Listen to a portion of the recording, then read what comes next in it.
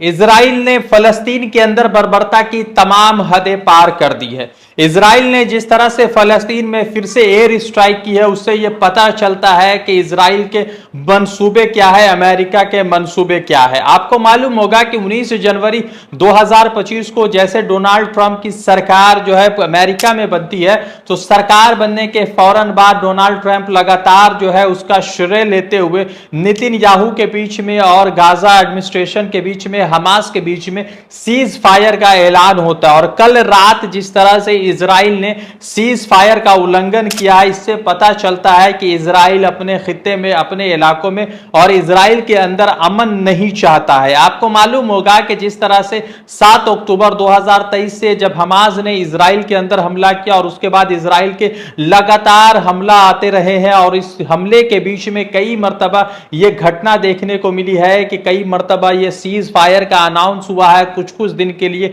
जंग को हॉल्ट किया गया है, मगर आमतौर पर 1 साल से ज्यादा लगातार जंग चलने के बाद साल 2025 में 19 जनवरी को सीज फायर का औपचारिक तौर से ऐलान कर दिया जाता है। पब्लिकली यह ऐलान किया जाता है कि गाजा और इजराइल के बीच में सीज फायर हो चुका है, मगर सीज फायर को कल इजराइल ने तोड़ दिया और सीज फायर का उल्लंघन करते हुए नेतन्याहू की फोर्सेस जो है गाजा के अंदर ढुकती है और गाजा के अंदर सिविलियन के ऊपर हमला करती है और बताती है कि हम सिविलियन को नहीं मारना चाहते हैं, हम जो है हमास के लोगों को मारना चाहते हैं। कल का जो हमला हुआ उसमें तकरीबन 410 लोगों की मृत्यु हो गई है। रमजान का महीना चल रहा है, फलस्तीन के अंदर छोटे बच्चे अपने घरों से निकलकर रोजे की तैयारी कर रहे हैं और उसी बीच जो है यह हमला होता है और तकरीबन 410 जो लोग हैं वहां पर मारे जाते हैं रमजान के दिनों में। आपको बता दें कि इजराइल और हमास के बीच में जिस तरह से सीज फायर का ऐलान 19 जनवरी 2025 को हुआ था, तो उसके बीच कई मर्तबा जो है इजराइल ने प्रिजनर को छोड़ा था जो फलस्तीन के थे, और हमास ने कई सारे जो है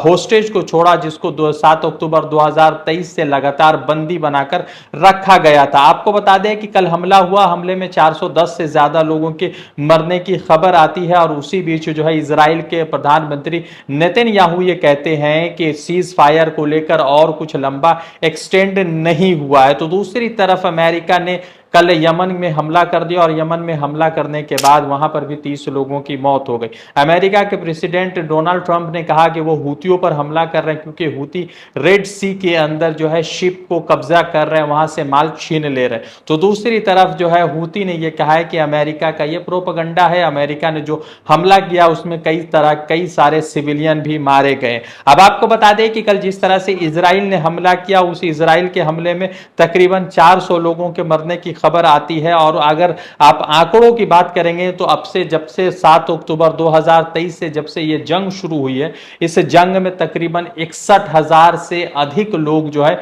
सिर्फ फलस्तीन के अंदर, गाजा के अंदर मारे गए हैं, और 1,20,000 से अधिक लोग जो है गंभीर रूप से घायल हुए। गंभीर रूप से ऐसे घायल हुए हैं कि किसी का पांव खत्म हो चुका है, किसी की आंखें खत्म हो चुकी है, कोई मुकम्मल तौर से डिसेबल हो चुका है। आपको बता दें कि अब तक जितने भी जो है प्रिजनर को छोड़ा गया इजराइल की तरफ से, तो प्रिजनर की तादाद, जो कैदी छोड़े गए वो 300 कैदी अब तक जो है इजराइल के तरफ से छोड़े गए हैं, और तकरीबन 10,000 फलस्तीनी अभी भी इजराइल में कैदी की जिंदगी गुजार रहे हैं और कैदी बनकर रह रहे। तो दूसरी तरफ हमास ने तकरीबन 73 लोग जो होस्टेज थे, जो इजराइल होस्टेज थे, उन तमाम लोगों को छोड़ दिया है, और फिलहाल 59 अभी भी जो है इजराइल के होस्टेज हमास के कब्जे में। सवाल यह उठता है कि एक तरफ जो है डोनाल्ड ट्रंप अपने क्रेडिट लेने के लिए इजराइल और हमास के बीच में सीज फायर का ऐलान करवाते हैं, तो दूसरी तरफ कल सीज फायर का जिस तरह से उल्लंघन किया गया, 400 मासूमों को मौत के घाट उतार दिया गया, तो इस पर पूरी दुनिया खामोश तमाशाई बनी हुई है। सऊदी अरेबिया की तरफ से इस हमले का कंडेम किया गया है, कतर की तरफ से कंडेम किया गया, और कतर लगातार यह प्रयास कर रहा है कि फिर से सीज फायर का ऐलान किया जाए और सीज फायर हुआ जाए। नेतन्याहू शुरू से ही सीज फायर के खिलाफ होते। जब से ये प्रधानमंत्री बने कई मरतबा सीज फायर का ऐलान होता और सीज फायर का उल्लंघन भी खुद से करते। अब देखना यह है कि एक तरफ तो सीज फायर का ऐलान किया गया और सीज फायर का दूसरी तरफ उल्लंघन हुआ, तो इस पर डोनाल्ड ट्रंप क्या कुछ पूछते हैं और क्या कुछ सवालों जवाब होते हैं, ये बड़ा सवाल रहेगा। रजा अंसारी की रिपोर्ट, द इंडियन खबर के लिए।